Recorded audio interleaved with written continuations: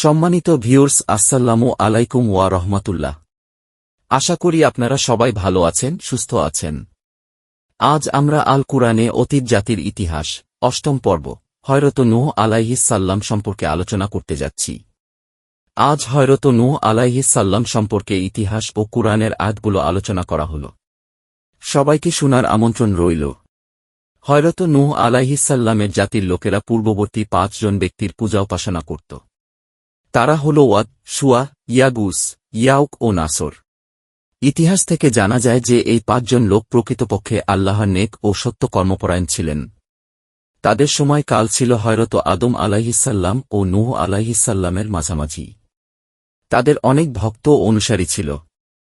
তাদের মৃত্যুর পর ভক্তরা সুদীর্ঘকাল পর্যন্ত তাদের পদাঙ্ক অনুসরণ করে আল্লাহর ইবাদত ও বিধিনিষেধের প্রতি আনুগত্য অব্যাহত রাখে।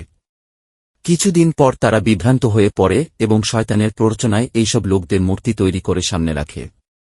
এই মহাপুরুষদের মূর্তি উপাসনালয়ে রেখে তাদের প্রতি শ্রদ্ধা অবনত হয়ে পূজা উপাসনা করতে আরম্ভ করে।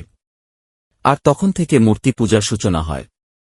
হযরত মুহাম্মদ সাল্লাল্লাহু আলাইহিসসাল্লাম যখন ইসলামের দাওয়াত দিতে শুরু করেন তখনও বিভিন্ন মন্দিরে ওইসব দেবদেবীর মূর্তি ছিল। সম্ভবত মহাপ্লাবনে যে সব লোক রক্ষা পেয়েছিল, পরবর্তী বংশধরগণ তাদের মুখ থেকে নূহ আলাইহিসসাল্লামের জাতির প্রাচীন উপাস্য দেবদেবীর নাম শুনেছিল। পরে তাদের বংশধরদের ভিতরে জাহেলিয়াত ছড়িয়ে পড়লে তারা সে সব দেবদেবীর প্রতিমূর্তি তৈরি করে পূজা করতে শুরু করে। ওয়াদ ছিল কুদা গোত্রের বনি কালব ইবনে দাবরা শাখার দেবতা। দুমাতুল জান্দাল নামক স্থানে তারা এর বেদি নির্মাণ করেছিল। আরবের প্রাচীন শিলালিপিতে তার নাম ওয়াদাদ আবাবা লেখা ছিল। এই মূর্তিগুলি ছিল এক বিশাল দেহী পুরুষের আকৃতিতে নির্মিত। কুরাইশরাও তাকে উপাস্য দেবতা হিসেবে মানত। তাদের কাছে এর নাম ছিল উদ্দ। তার নামানুসারে ইতিহাসে আবদে উদ নামে খ্যাত হয়। শুয়া ছিল হুয়াইল গোত্রের দেবী। তার মূর্তি ছিল নারীর আকৃতিতে তৈরি। ইয়াম্বুরের নিত্যে রুহাত নামক স্থানে তার মন্দির ছিল। ইয়াগুস ছিল তার গোত্রের আনাউস শাখার এবং মায়াহিজ গোত্রের কোনো শাখার উপাস্য দেবতা। মায়াহিজের শাখার লোকেরা ইয়ামান ও হিজায়ের মধ্যবর্তী কুরাশ নামক স্থানে তার সিংহাকৃতির মূর্তি স্থাপন করে রেখেছিল। ইয়াউক ইয়ামানের হামদা অঞ্চলের অধিবাসী হামদান গোত্রের খাওয়ান শাখার উপাস্য দেবতা ছিল। এর মূর্তি ছিল ঘোড়া আকৃতির। নাসর ছিল হিমায়ার অঞ্চলের হিমায়ার গোত্রের আল জুলকুলা শাখার দেবতা। এ মূর্তিটির আকৃতি ছিল শকুনের মতো।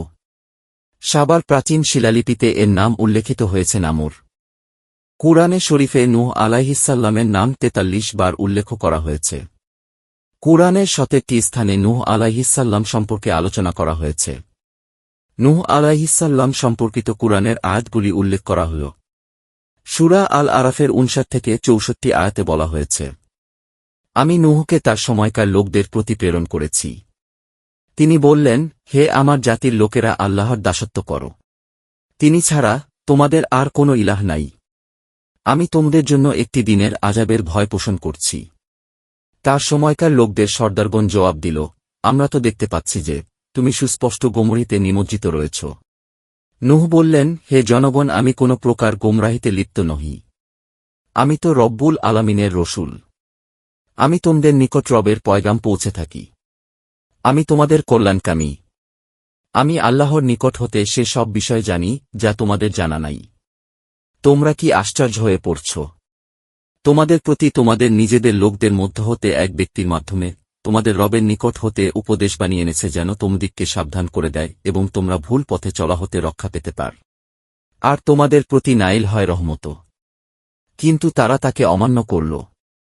শেষ পর্যন্ত আমরা তাকে এবং তার সঙ্গীদেরকে এক নৌকায় রক্ষা করলাম এবং সেই লোকদের ডুবিয়ে দিলাম, যারা আমার আয়াতসমূহকে অমান্য করেছিল। বস্তুত তারা ছিল অন্ধলোক। নূহ আলাইহিসসাল্লাম সম্পর্কে আজকের ভিডিও এ পর্যন্ত শেষ। আগামী পর্বে তার সম্পর্কে কুরআনের আয়াতগুলি আলোচনা করা হবে। সবাইকে শোনার আমন্ত্রণ রইল। আল্লাহ হাফিজ। আসসালামু আলাইকুম ওয়া রাহমাতুল্লাহ।